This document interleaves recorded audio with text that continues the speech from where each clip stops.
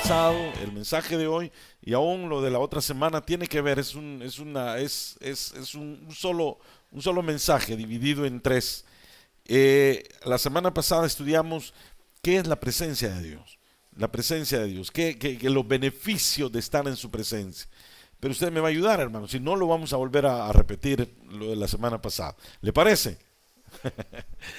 ¿Qué dijimos? ¿Qué es la presencia de Dios, hermano? A ver, alguien que me ayude.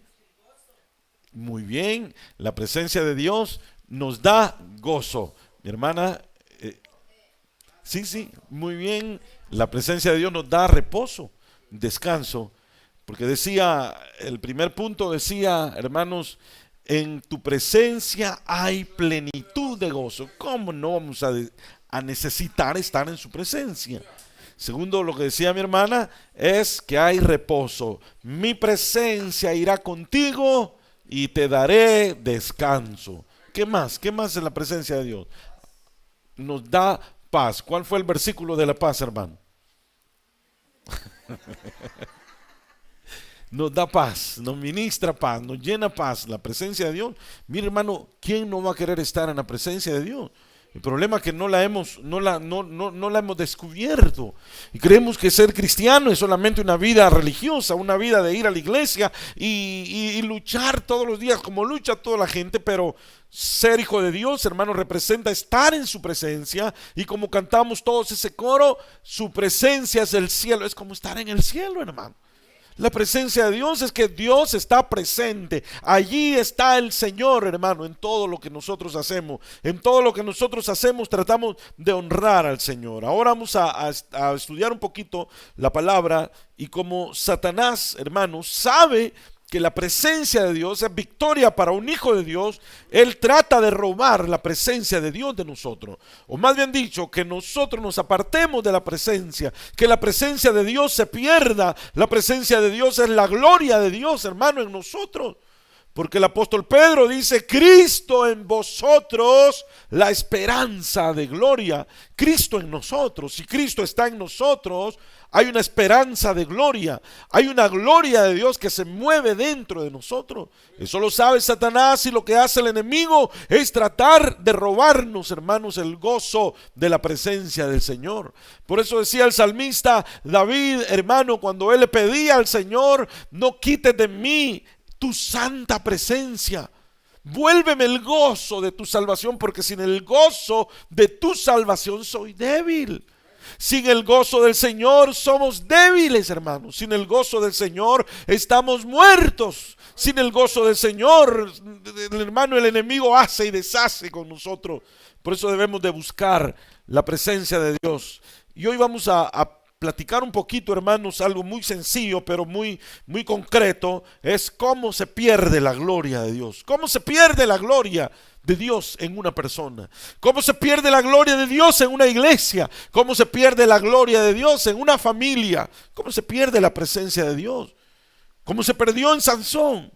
Hermano, en Sansón se perdió la gloria de Dios y él ni cuenta se había dado. Ese es el terrible problema, que no sentimos la pérdida de la gloria de Dios hasta que estamos sintiendo nosotros los efectos adversos de ya no tener la gloria de Dios con nosotros. Dice la Biblia, hermano, que este hombre llamado Sansón era un hombre al cual la gloria de Dios venía, la presencia de Dios venía, el Espíritu Santo descendía sobre él y hacía cosas tremendas, cosas maravillosas, con el poder, la fuerza de Dios.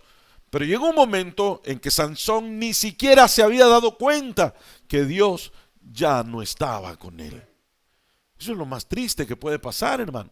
Él creía que Dios estaba con él, porque Sansón dijo, esta vez saldré como todas. Esta vez me va a volver a ir bien como todas las demás veces que hacía las cosas agradables a Dios, pero de una manera en la cual yo andaba caminando desagradablemente para Dios, pero Dios de todas maneras siempre estaba ahí. Lo que se había quedado con él era la unción, era un poquito, hermano, de lo que Dios le había dado, pero Dios se apartó. Si Dios se aparta de nosotros, ¿para qué queremos privilegios? Si Dios se aparta de nosotros, ¿para qué queremos ministerios, hermano? Si Dios se aparta de nosotros, ¿para qué queremos cualquier cosa?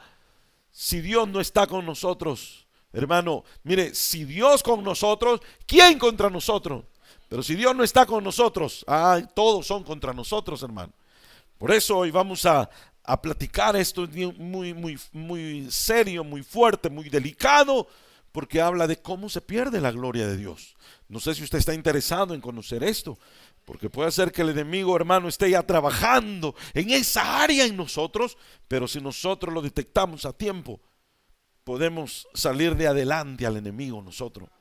Porque perder la gloria de Dios, hermanos, es como esas enfermedades que son sin dolor.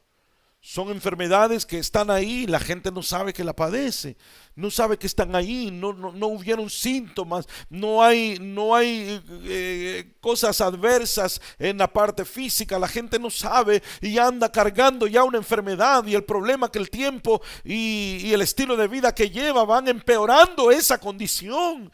Y cuando hay un síntoma, cuando van a un médico le dicen, mire, tiene este problema, y el problema mayor es que ya está muy avanzado. Qué raro, a mí no me duele nada, pero ya tenía ese problema y ya no se puede hacer mucho. Así es cuando se pierde la gloria. Esa enfermedad la tuvo Sansón. Sansón perdió la gloria de Dios, hermano, y él no se había dado cuenta. Creía que Dios estaba con él, creía que todo iba normalmente, creía que todo, hermano, estaba caminando de la mejor forma, pero Dios ya se había apartado de él. Pero vamos a hablar de otro personaje al cual se apartó la gloria de Dios de su vida. Vamos a ver varios versículos, vamos a leer este día, y vamos a comenzar en primer libro de Samuel, capítulo 3, verso 1, porque Dios ya se había preparado, hermano, a un hombre, desde muy joven, desde niño, lo había preparado, porque se estaba apagando la presencia de Dios en Israel. El primer libro de Samuel, capítulo 3, verso 1, vamos a ver de este caso, de este hombre, profeta de Dios, que fue Samuel, pero que comenzó desde muy jovencito la palabra que el Señor le puso en sus labios. Capítulo 3, verso 1, dice, el joven Samuel ministraba a Jehová en presencia de Elí, y la palabra de Jehová escaseaba en aquellos días. No había visión con frecuencia.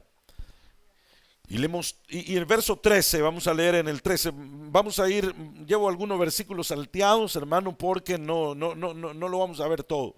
Solo algunos que nos van a interesar para esta meditación. Verso 13 dice, y le mostraré que yo juzgaré su casa para siempre por la iniquidad que él sabe. Está hablando, Dios le habla a un niño, a un jovencito llamado Samuel. Dice que la palabra de Jehová escaseaba en aquellos días. No había visión con frecuencia a causa de un sacerdote llamado Elí, que había dejado perder la gloria de Dios sobre su vida, sobre su casa y sobre todo Israel. Dios se enojó mucho con él y le habló a Samuel y le dijo qué era lo que iba a hacer.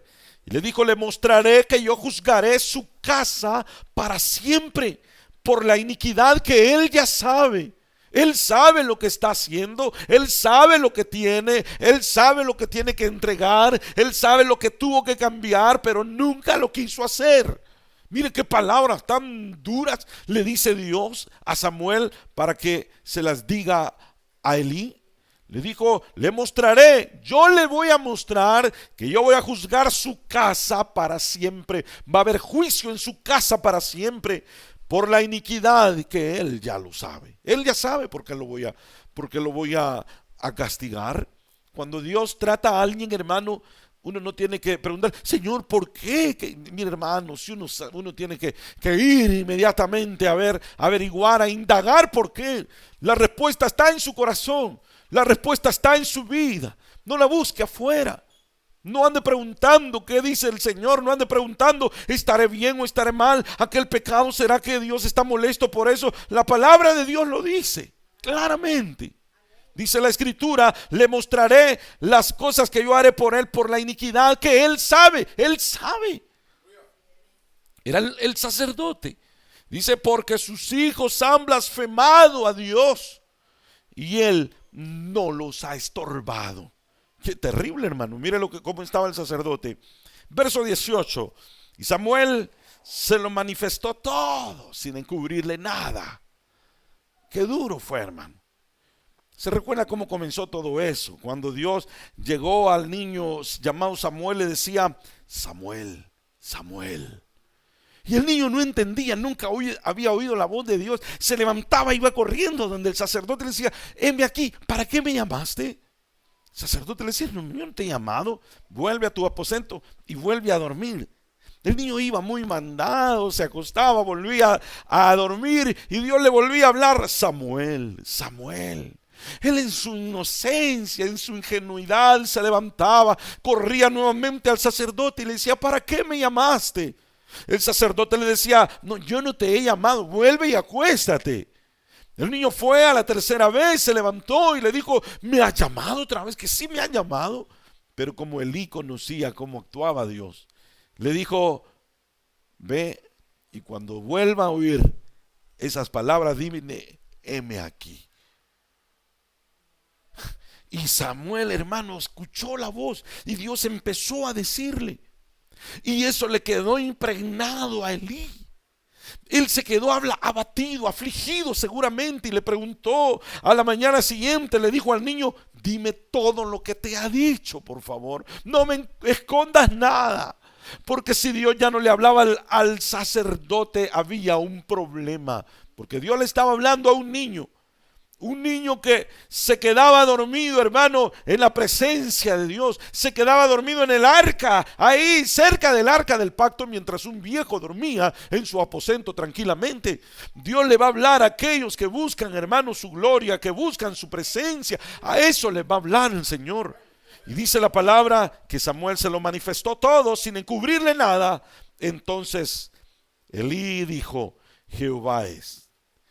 Bueno, por lo menos no había perdido esa sensibilidad, hermano, de que muchas veces nosotros, cuando la palabra que Dios nos da, hermano, un mensaje, dice: yo te voy a levantar y te voy a hacer príncipe y te voy a dar todas las bendiciones de la tierra y te voy a coronar. Amén. Habla, Señor, que tu siervo oye.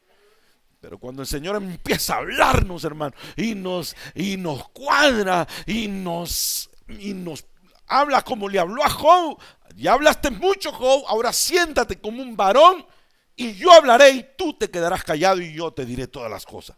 Ahí ya, voy a pedir confirmación, dice uno. No, hermano, si es palabra de Dios, Dios le está hablando a su vida.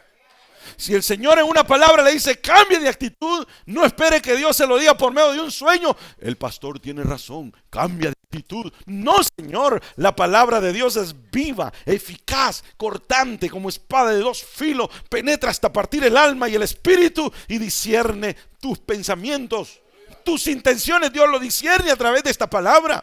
Los pensamientos de nuestro corazón Dios los conoce y nos habla, nos confronta. Yo me recuerdo hace muchos años, hermano, después de predicar la palabra, en la puerta me estaba esperando un señor, un propio que ni lo conocía, hermano. Eso me pasó en otro lugar, y dijo: ya mi esposa le vino con todo el chambre, ¿verdad? Me dijo el hombre, hermano. Yo ni siquiera lo conocía, ni siquiera sabía quién era. Hermano, ¿usted cree que Dios se equivoca? Dios conoce las intenciones de nuestro corazón. Y por eso muchas veces venimos afligidos, agobiados, y no es necesario que el predicador conozca su condición, su necesidad, para que Dios le hable, hermano. Dios habla a tiempo y fuera de tiempo.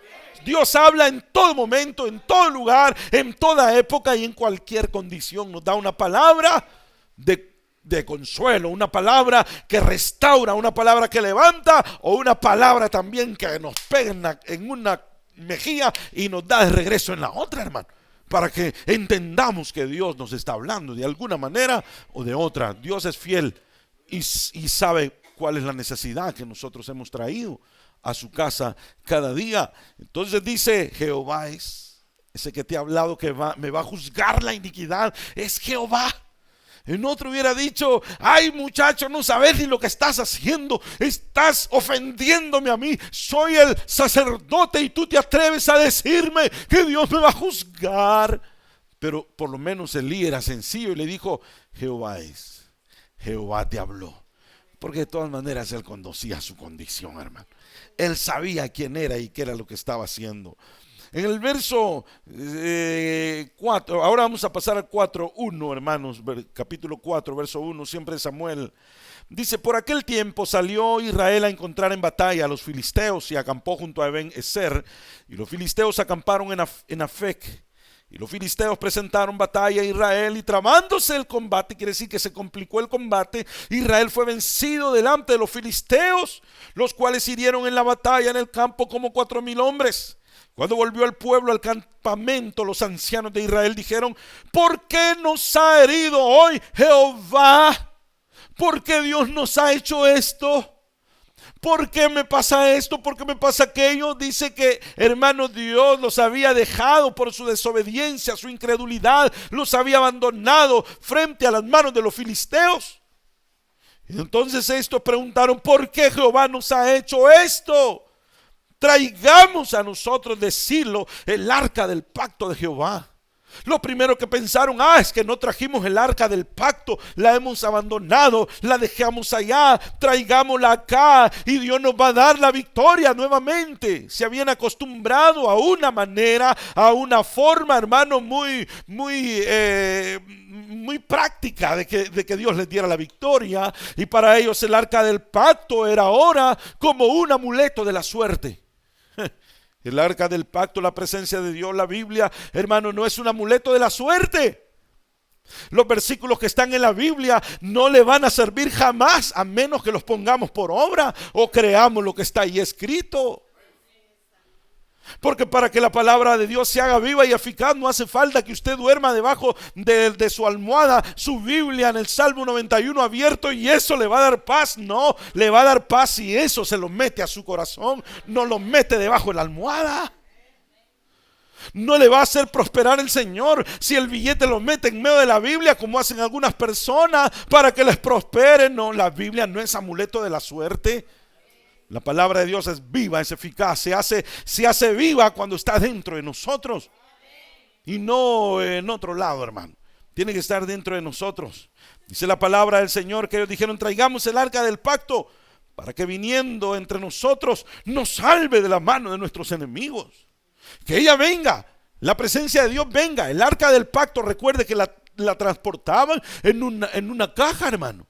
La transportaban en una caja que Dios les había dicho que hicieran. Ahí andaba la gloria de Dios, la presencia de Dios. Dijeron: bueno, hemos sido derrotados, traigamos la presencia de Dios para que venzan los enemigos. Qué fácil la tenían. Y envió al pueblo a Silo y trajeron de allá el arca del pacto, verso 4, de Jehová de los ejércitos, que moraba entre los querubines. Y los 2 hijos de Elí, Ofni y Fines, estaban ahí con el arca del pacto de Dios. Aconteció que cuando el arca del pacto de Jehová llegó al campamento, todo Israel gritó con tan gran júbilo que la tierra tembló. ¿Cómo gritaban estos? Que hacían temblar literalmente la tierra. Cuando los filisteos oyeron la voz de júbilo, dijeron: ¿qué voz de gran júbilo es esta en el campamento de los hebreos? Sí, se asustaron, de alguna manera se asustaron. Y supieron que el arca de Jehová había sido traída al campamento. Y los filisteos tuvieron miedo, porque decían: ha venido Dios al campamento. Y dijeron: ay de nosotros, pues antes de ahora no fue así. Ay de nosotros, ¿quién nos librará de la mano de estos dioses poderosos? Estos son los dioses que hirieron a Egipto con toda plaga en el desierto. Y ellos mismos se dieron ánimo en el verso 9 y dice: esforzaos, oh filisteos, y sean hombres, para que no sirváis a los hebreos como ellos han servido a vosotros. Sean hombres y peleen. Miren, no se dieron por vencidos, hermano. Los enemigos ya tenían el arca del pacto, ya tenían júbilo, ya tenían gritos, ya tenía danza, ya tenía canto, ya tenían todo de nuevo Israel allí. Pero ¿qué pasó? Dice el verso 10: pelearon pues los filisteos e Israel fue vencido otra vez. Entonces, ¿qué era lo que estaba pasando? Ya estaba el arca del pacto con ellos. Volvieron a pelear y fueron vencidos otra vez. y huyeron cada cual a sus tiendas. Y fue hecha muy grande mortandad. Esta fue peor que la primera, pues cayeron de Israel 30,000 hombres de a pie. Y el arca de Dios fue tomada. Ahora les robaron hasta el arca del pacto. Eso sí estaban graves, hermano. Le robaron hasta la presencia de Dios. Y dice, y el arca de Dios fue tomada. Y muertos los dos hijos de Elí, era el sacerdote, Ofni y Fines, murieron. Y corriendo de la batalla un hombre de Benjamín llegó el mismo día a Silo, roto sus vestidos y tierra sobre su cabeza. Y cuando llegó, he aquí Elí, que estaba sentado en una silla vigilando junto al camino, porque su corazón estaba temblando por causa del arca de Dios. Llegado pues aquel hombre a la ciudad y dadas las nuevas, toda la ciudad gritó. Cuando Elí oyó el estruendo de la gritería, pero estos gritos eran de susto, estos gritos eran de aflicción, hermano, de lloro, de llanto. Dice que cuando Elí oyó el estruendo de la gritería y dijo, ¿qué estruendo de alboroto es este? ¿Qué es lo que está sucediendo? Dice que aquel hombre vino a prisa y dio las nuevas a Elí. ¿Qué es lo que sucedió en ese momento? Ese hombre vino corriendo. Él traía, recuérdense que antes no habían teléfono, no había email, no había mensaje, no había nada de eso. Y las noticias, las nuevas, las llevaba un hombre corriendo. Hermano, uno que alcanzaba a huir de la batalla, corría y iba a dar la noticia a la ciudad. Iba al cuartel y decía, nos están venciendo, pasa esto, sucede lo otro, necesitan refuerzo, pero todo eso duraba horas mientras este hombre llegaba corriendo. Dice que Elí, cuando oyó, hermano, la gritería, dijo, ¿qué es lo que está sucediendo? Es que ha venido uno con nuevas noticias, ha venido uno diciendo que el arca de Jehová, bueno, primero comenzó a decir, han muerto 30,000 hombres. Bueno, tenían que morir de algo en algún día, dijo Elí. Pero también murieron tus dos hijos, Elí, murieron Ofni y Fines. Todavía Elí, hermano, no se asustó. De todas maneras, Dios ya se lo había advertido. Dios le dijo, yo voy a juzgar tu casa por la iniquidad que tú ya sabes. Él estaba esperando tarde o temprano, porque sus hijos eran hijos malvados, hermano. Hijos malvados que no merecían ser hijos de un sacerdote. Pero dice la palabra del Señor un poquito más, hermano, que cuando Elí era de 98 años ya, sus ojos se habían oscurecido, de modo que él ya no podía ver.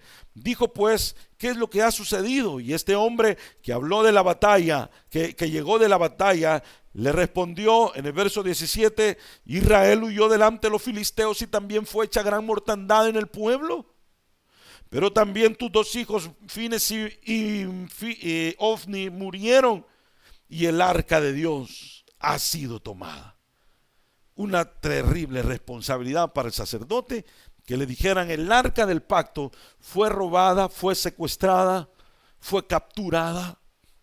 Y aconteció que cuando él hizo mención del arca de Dios, Elí cayó hacia atrás de la silla al lado de la puerta y se desnucó y murió. Quiere decir que de la noticia, él estaba sentado en una silla y cuando le dijeron el arca del pacto fue secuestrada, fue robada, nos quitaron la presencia de Dios, nos quitaron la gloria de Dios, nos quitaron el arca del pacto. Este hombre, hermanos, se angustió tanto que se fue hacia atrás del susto. Cuando cayó, se desnucó y murió de esa manera. Qué terrible, hermano. Qué episodio más trágico vivió Israel en ese día. Pero verso 19 dice, y su nuera, la mujer de Fines, que estaba encinta cercana al alumbramiento, oyó el rumor que el arca de Dios había sido tomada. Se había muerto su suegro y su marido el mismo día. Se inclinó y dio a luz, porque le sobrevinieron sus dolores de repente. Quiere decir que la angustia, la noticia le hizo a aquella mujer tener un aborto, porque no era el momento, estaba cerca del alumbramiento, pero en ese momento dice que dio a luz y al tiempo que moría, porque del impacto también ella moría.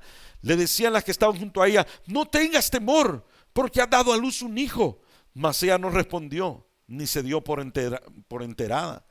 Y llamó al niño Icabod, diciendo: traspasada es la gloria de Israel, por haber sido tomada el arca de Dios, y por la muerte de su suegro y de su marido.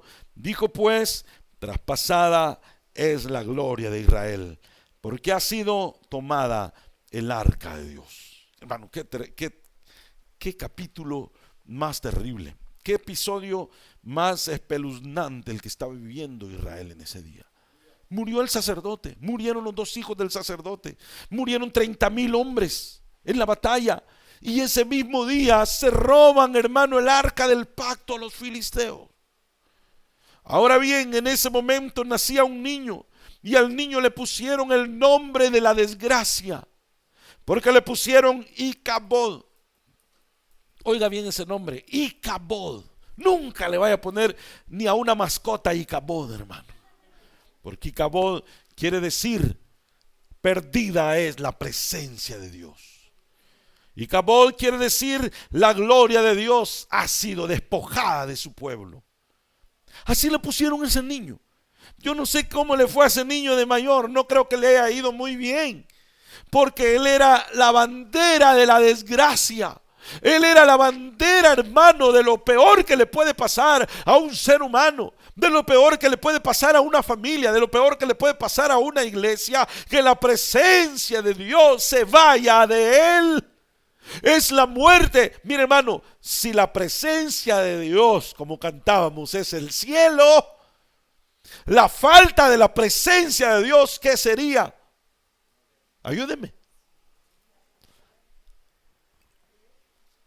Si su presencia es el cielo para mí, su falta de la presencia, ¿qué sería? Es el infierno, hermano.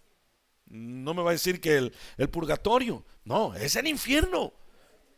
No estar en la presencia de Dios es el vivo infierno, hermano.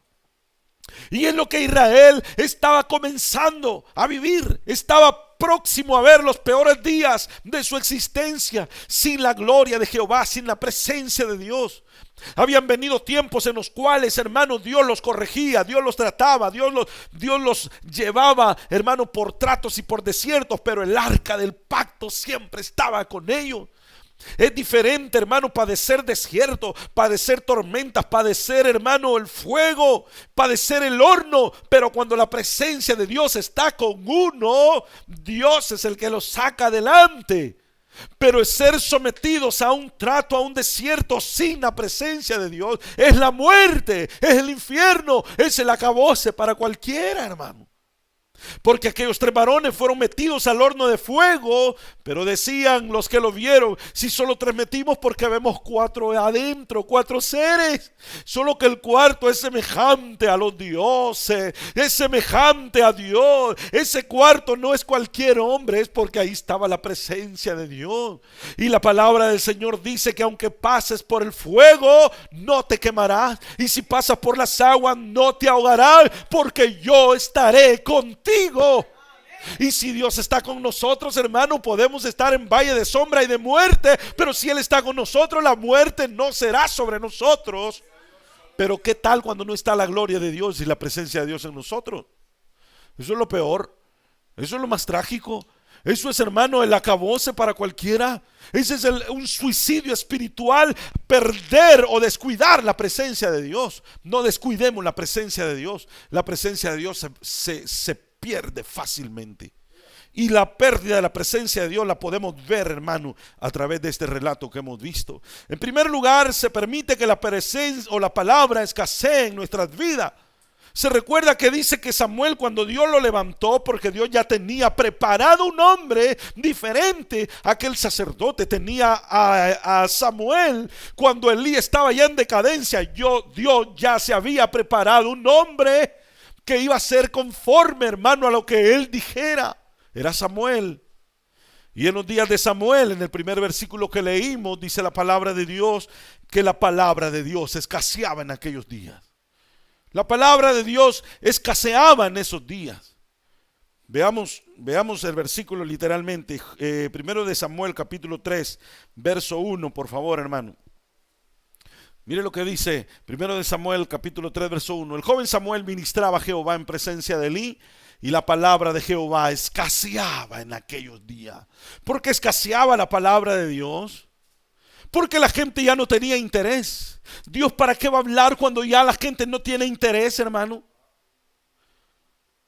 A nadie le gusta estar dando o estar diciendo algo cuando nadie le pone interés en nada. Menos el Señor. Y hoy en día se ha perdido un alto interés por la palabra de Dios. Todo nos interesa, todo nos preocupa. ¿Qué le está pasando al mundo? Nos preocupa, pero no nos preocupa qué dice el Señor para nosotros en su palabra. Nos preocupa la vida de los demás, nos preocupa la vida de las personas, nos preocupa, hermano, el mundo de lo que está alrededor, pero no nos preocupa la palabra de Dios. En estos días que es tan fácil, hermano, es tan fácil, pero requete contra fácil saber la vida de las demás personas. En este tiempo en lo que la gente publica sus propias necedades, hermano, porque hay personas que están publicando sus propias necedades, sus depresiones y sus reflujos del alma son reflejadas, hermano, y mucha gente que se alimenta de eso está pendiente de lo que pasó a aquel, de lo que pasó al otro. No hay que andarle preguntando a nadie hoy.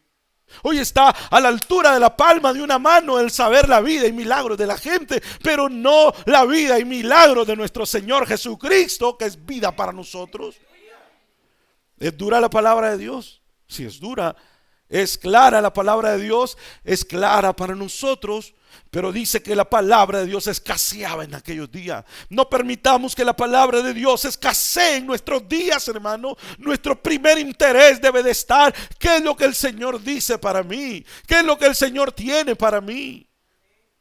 La palabra de Dios, hermano, es vida, es para nosotros, hermano, es como el respirar, es como el latir del corazón, es lo que nos dice el Señor a nosotros. Si usted antes no salía de su casa sin ver lo que decía el signo del horóscopo, hoy tiene que saber qué es lo que dice la palabra de Dios para usted y no lo que dicen los brujos ni los adivinos. Es lo que el Señor quiere darnos, quiere tratar con nosotros. ¿Cómo está la palabra de Dios? ¿Está escaseando en su vida? ¿Está escaseando entre nosotros? Hay más interés en la novela, hay más interés en la noticia, hay más interés, hermano, en las cosas de las personas que en la palabra del Señor. Es gravedad, ese es el preámbulo para perder la gloria de Dios. No me lo estoy imaginando, lo dice la palabra. Este versículo es el preámbulo de por qué Israel perdió la gloria de Dios. Está claro. Dice: en los días de Samuel la palabra de Jehová escaseaba. En aquellos días estaba escaseando. Ya la gente ya no tenía interés por la palabra de Dios. Tenía interés por todo, tenía interés por muchas cosas. Inmediatamente el versículo dice: no había visión con frecuencia. Ya Dios ya no se revelaba. ¿Qué es visión, hermano? Visión es tener claro el concepto para dónde vamos. Visión, hermano, la iglesia está careciendo de visión. Los cristianos estamos careciendo de visión, de objetivos. Los cristianos estamos padeciendo, hermano, de la pérdida de una meta hacia dónde vamos. Por eso el apóstol Pablo dice que debemos de tener nuestra mirada en la meta del supremo llamamiento, no viendo las cosas que quedan atrás o las que van surgiendo en el camino, sino nuestra mirada en la meta del supremo llamamiento. Así dice la escritura, así dice la palabra de Dios. El apóstol Pablo lo dice. Ya los cristianos caminamos como por inercia, hermano. Ya vamos a la iglesia como por inercia. Hoy es domingo y hay que ir al culto, hay culto, ahí vamos al culto. ¿Qué hizo hoy? Fui al culto. ¿Qué hizo? No, estuvo bonito, pero ¿qué pasó en nuestra vida? No lo sé, pero ahí vamos, nos vemos el otro domingo. Y todos los días lo mismo, todos los años lo mismo. La iglesia está perdiendo visión, hermano. El cristiano está perdiendo la objetividad. El cristiano está perdiendo el llamamiento. El cristiano está perdiendo, hermano, el objetivo por lo cual es llamado. Dice la palabra del Señor que nosotros tenemos un llamamiento, nosotros tenemos una meta trazada, tenemos un objetivo trazado, y cuando perdemos ese objetivo, hermano, ya no hay visión con frecuencia. Ya caminamos, hermano, porque hay que caminar. Ya nuestro cuerpo camina como por una intuición de caminar. Ya no porque tenemos algo para dónde ir. Si usted venía hoy al culto, usted tendría que tener una visión. Yo tengo que tener una visión, qué es lo que Dios quiere que me haga, qué es lo que Dios tiene que hacer en mi vida. No porque yo se lo ordeno, sino porque Él me lo ha prometido y yo quiero que Dios cumpla su propósito en mi vida. Eso es perder la visión.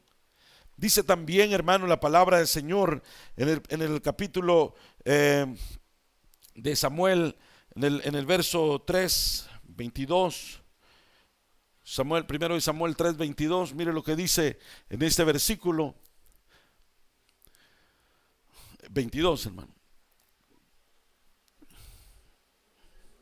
No, entonces el 4, 22.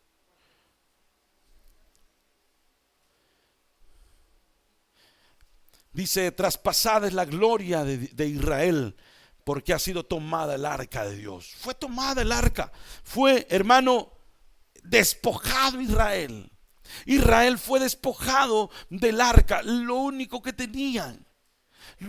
Israel no poseía, hermano, riquezas, no poseía otro poderío. Su poderío y el conocimiento que tenía Israel en el mundo era lo que Dios hacía por ellos. Cuando alguien pierde lo más valioso, prácticamente lo ha perdido todo.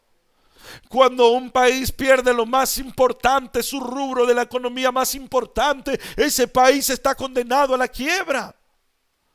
Israel había perdido lo más importante que tenía para ellos. Israel había perdido, hermano, lo más importante para sus vidas.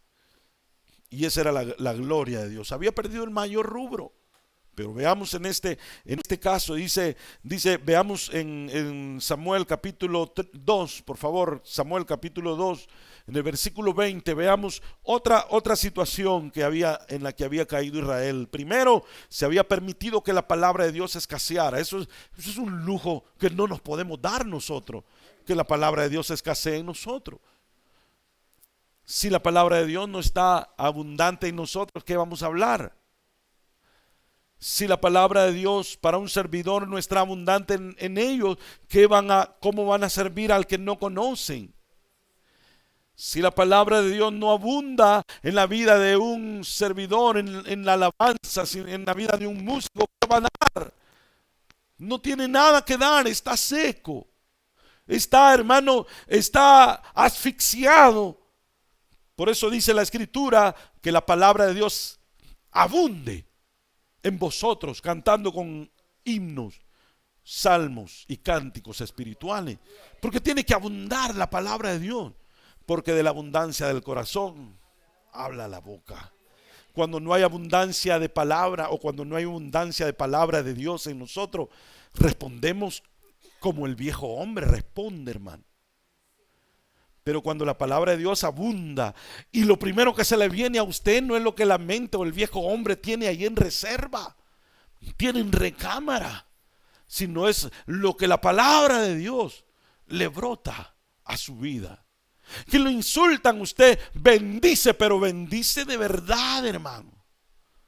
Yo he oído cristianos que cuando los maltratan, los insultan, dicen que Dios te bendiga, pero ese Dios te bendiga va pero saturado, hermano, de venganza. Que Dios te bendiga con un rayo y que te parten dos. Eso ya no lo dicen, por supuesto.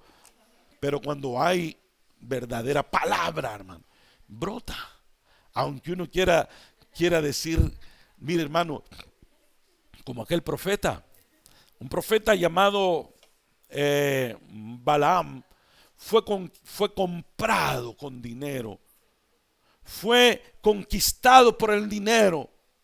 Y le dijeron: te voy a pagar, pero tenés que profetizar y maldecir a Israel. Y Balaam se le hicieron los ojitos con signo de dinero, hermano. Y dijo: ¿y de cuánto sería la ofrendita, o cuánto va a ser la bendición?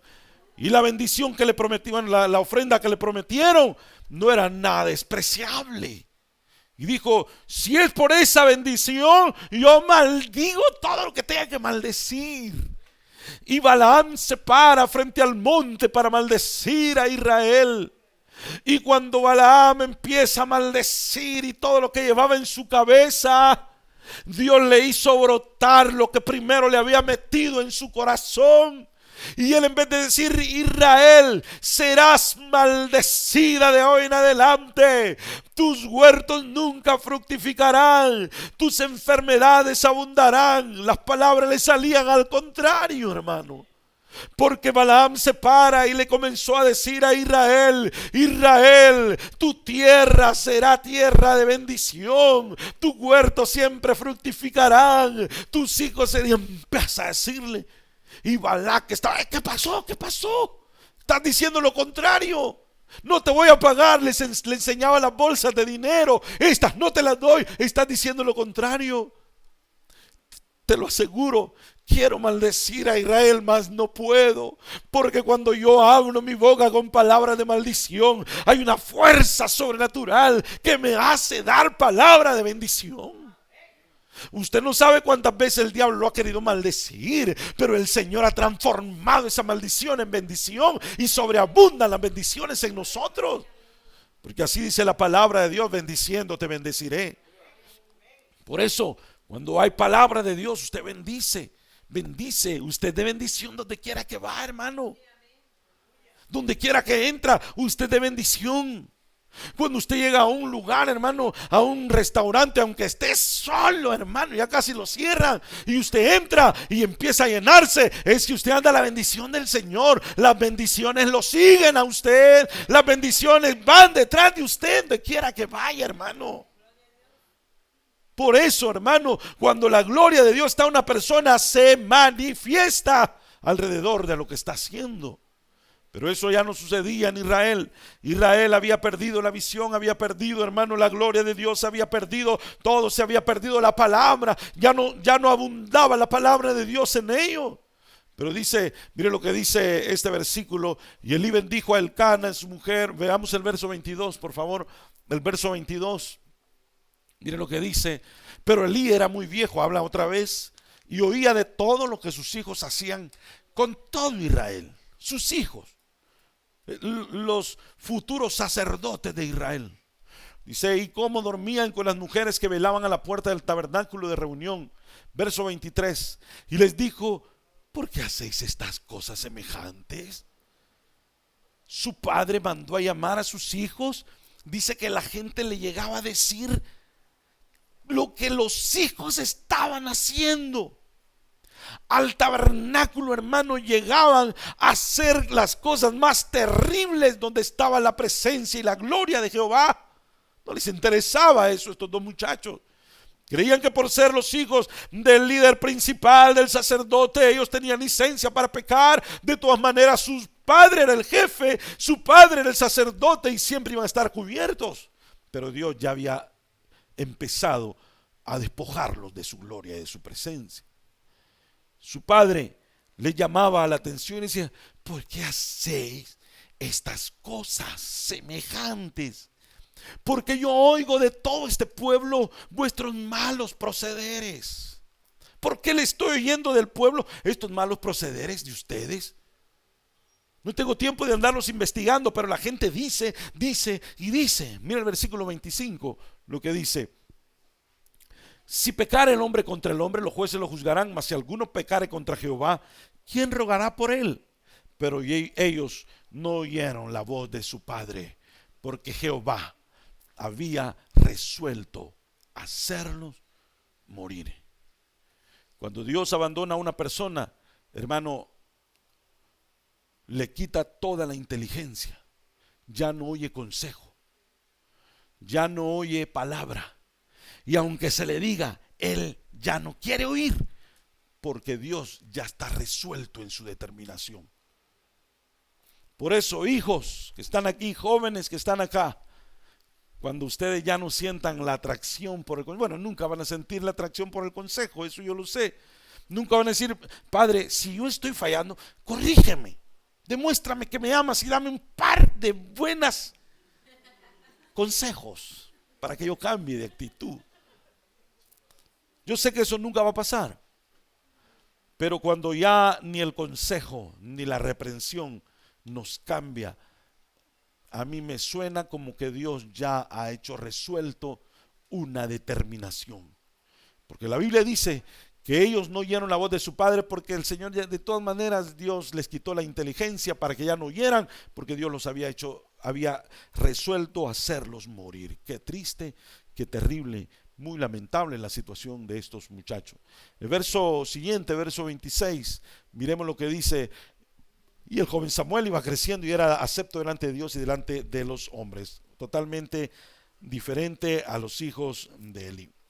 ¿Qué podemos ver nosotros con esto? Dice, pero Elí era viejo y oía de todo lo que sus hijos hacían con todo Israel. Y en el verso 24 les dice, no, hijos míos, porque no es buena fama lo que yo oigo, pues hacéis pecar al pueblo de Jehová. En otras palabras les estaba diciendo, si hacen lo malo, escóndanse bien. Yo ya no los puedo corregir, por lo menos no hagan pecar al pueblo. Pequen ustedes ahí, hagan sus cosas ahí escondidito. ¿Cree que eso le agradaba al Señor? Qué condición de padre, hermano, más alcahueto, más flojo, más, hermano, no sé qué expresión decir. Cómo él trataba a sus hijos, su problema eran sus hijos. Y dice la escritura, si pecare el hombre contra Jehová, contra el hombre, los jueces lo juzgarán, mas si alguno pecare contra Jehová, ¿quién rogará por él? Porque de Dios nadie se esconde, Dios conoce, los ojos de Jehová están sobre sus hijos, sobre su pueblo, sobre malos y sobre buenos. Y eso es lo que le decía Samuel, a Elías no le interesaba lo que sus hijos hacían en contra del Señor. Le preocupaba la mala fama de sus hijos. Eso es estar grave, hermano. Porque a nosotros nos debe interesar nuestras vidas, la vida de nuestros hijos, estar bien delante de Jehová y no tanto en lo que piensan los demás. Ese es el problema, lo que había caído. Y dice la palabra del Señor, hermano, que Él les pedía que se escondieran, que lo hacía de esta manera, de aquella manera, pero no estorbaba el pecado de los hijos, de sus hijos, de Elí, no estorbaba el pecado, los veía pecar.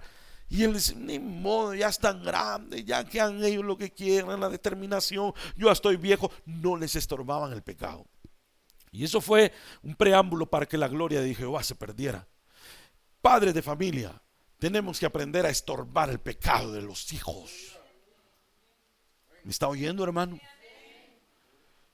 Jamás podemos nosotros darle una palmadita, estorbar el pecado. Mire, hermano, estorbar el pecado. Los hijos se tienen que enfrentar a situaciones diarias, a situaciones en su vida, y usted tiene que estar, hermano, continuamente pidiéndole a Dios misericordia por ello, pero también estorbando el pecado. Todo lo que sea pecado no es bienvenido a esta casa. Todo lo que sea desagradable a Dios siempre lo vamos a estorbar, lo vamos a buscar, lo vamos a investigar, lo vamos a perseguir, lo vamos a juzgar, lo vamos a echar fuera en nuestra casa, en su casa, en mi casa, en donde quiera que usted esté. Tiene que estorbar el pecado, porque cuando uno no estorba el pecado, es partícipe del pecado de los hijos o del pecado de cualquiera que esté en el techo de su casa. Eso es bien grave, hermano, eso es bien terrible. Pero la gloria de Jehová se comenzó a ir de Israel. Cuando se llevaron el arca del pacto, la gloria de Jehová ya no estaba con ellos, ya se había ido. Lo que se llevaron ese día fue la misma arca, pero la gloria de Jehová ya no estaba con ellos, porque Elí no estorbaba el pecado de sus hijos. Terrible, terrible.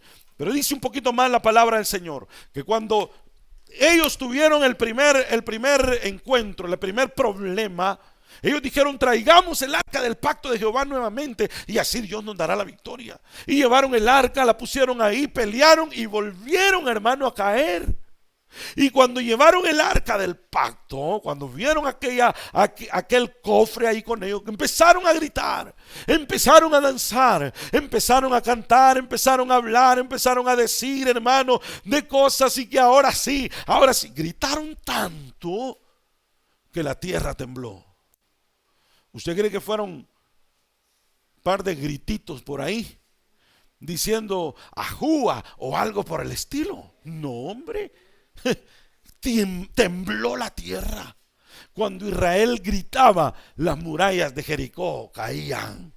Cuando Israel gritaba, la tierra se sacudía, hermano. Gritaban de una manera tremenda, que hasta los filisteos se asustaron y tuvieron miedo de los gritos. Pero los filisteos que nos persiguen jamás se van a dar por vencido por cómo cantamos, cómo gritamos, cómo danzamos, cómo hacer las cosas. Siempre van a buscar una puerta medio abierta para entrar por ahí.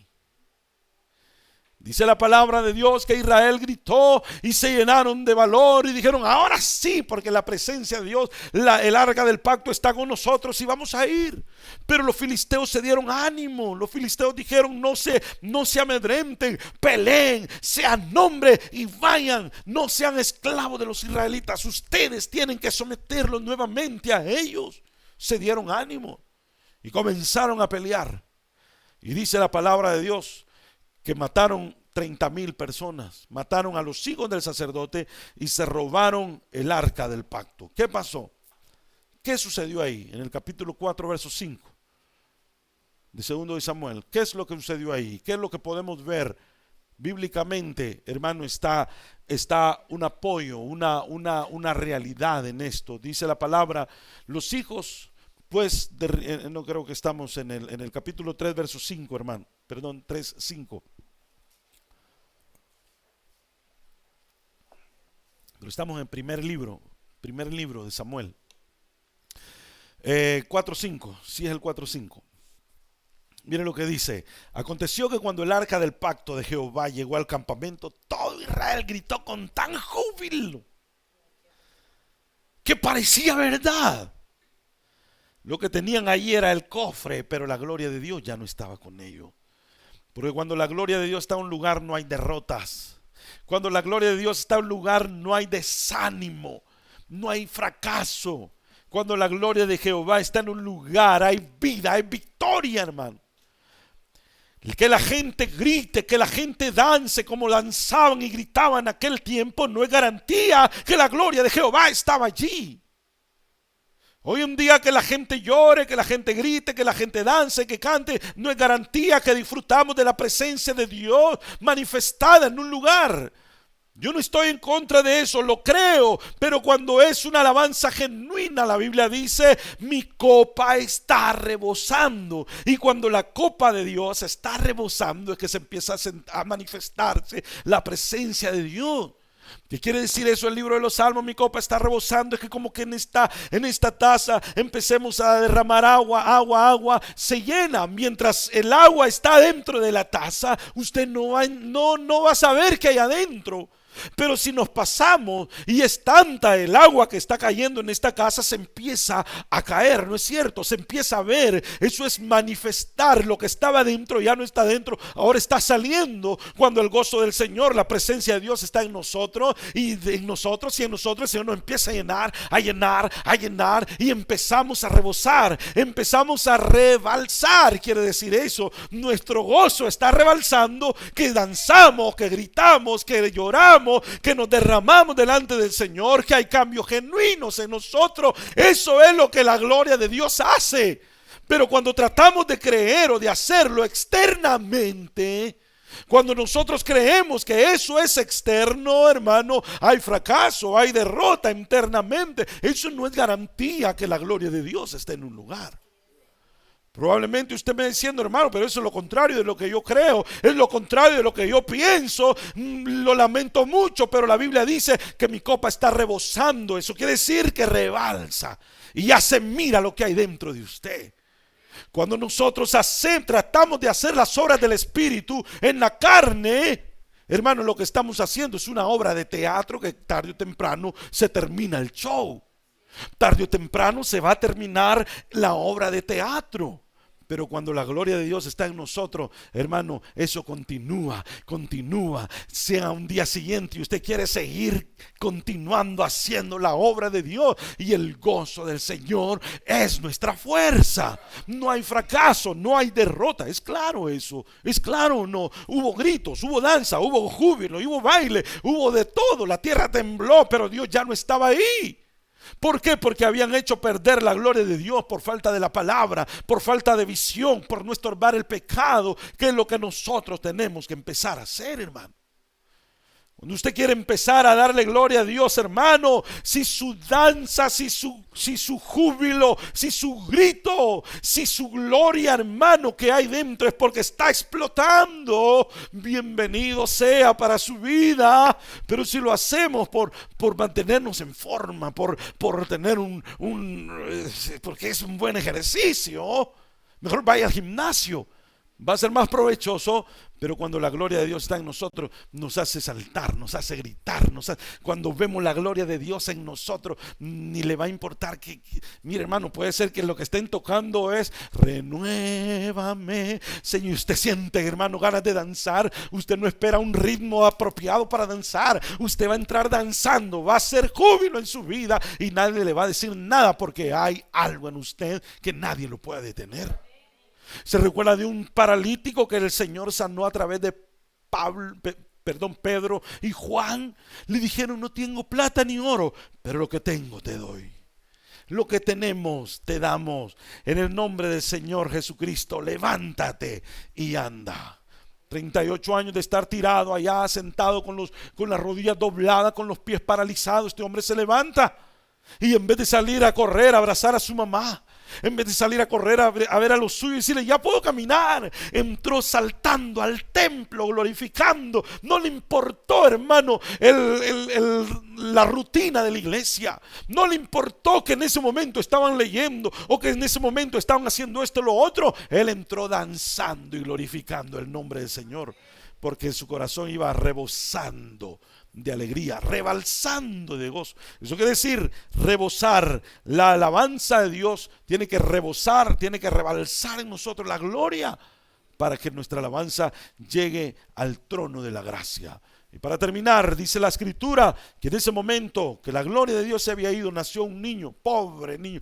Qué momento más inapropiado en el que vino a nacer. Y no le encontró otro nombre a la mamá antes de morir, y le puso Icabod. Icabod, ¿qué es lo que quiere decir? El sin gloria. ¿Qué es lo que quiere decir Icabod? Traspasada es la gloria de Jehová. ¿Qué es lo que quiere decir Icabod? Jehová nos ha dejado solos. Hermano, eso ni Dios lo quiera. Si hay un Icabod en usted, si hay un Icabod en la familia, si hay un Icabod en la iglesia, no estoy hablando de una persona, sino un espíritu inmundo que nos hace robar la presencia del Señor. Dios quiere, hermano, que todo cristiano, toda familia, hoy en día nos despojemos de todo vestigio de Icabod. Que Dios quiere rescatar la iglesia de un derrumbe espiritual causado por los Icabod. Que Dios quiere rescatar a creyentes que ya las cosas las hace por inercia, pero ya no hay un cambio genuino dentro del corazón. Dios quiere rescatar a su pueblo de los Icabod. Dios quiere rescatar a su iglesia de ese espíritu inmundo de Icabod. ¿Será que anda rondando por ahí? De repente usted dice: yo no siento la presencia de Dios, siento que ya no siento nada, siento como que estoy pero que no estoy, siento como que quiero pero que a veces sí, a veces no, no sé qué es lo que me está pasando. Renuncia a todo espíritu de Icabod, hermano. Que la presencia del Señor venga a nuestras vidas y comenzar a poner en práctica todos los elementos para echar fuera ese espíritu que roba la gloria de Dios. No, bueno, no que roba, sino que a nosotros nos hace perderla, porque el diablo jamás va a poder robar la gloria de Dios a menos que nosotros la despojemos, a menos que nosotros la descuidemos. Cierren sus ojos un momento, hermano, en esta tarde. Yo he terminado esta pequeña meditación.